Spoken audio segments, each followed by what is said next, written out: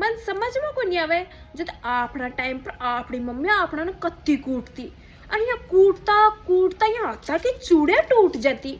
और दूसरा राउंड ये बात पर शुरू होता कि तेरी वजह से मेरा हाथ की चूड़े टूटी है। और बे अपनी मम्मी है जो कि दादी और नानी बन गई। अब भाई बका दादी नानी पड़ता है बका मन का माय ना कौन सो प्यार और ममता नो समुद्र उमड़ायो जो को अपना टाइम पर सूको पड़ियो काल पड़ी भी कमाई ने।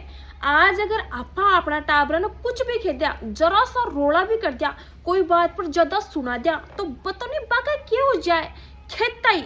भाई मैं भी तुम्हारा टाबर पाड़ा हा थक्काड़े जिया मैं टाबर पालता तो मारी तो पड़गी भाई पार। तो थारा टाबर में ही हाँ मन बेरो है कि थे मन किया पाड़ा हो सारा घर की जगह जाल ना थे मार पर काटता और काट काट मना कूटता थे। टाबर पाड़े हो थे वो टाबर पाड़े हो थे ही पाड़े हो टाबर में तो को नहीं पाड़ा।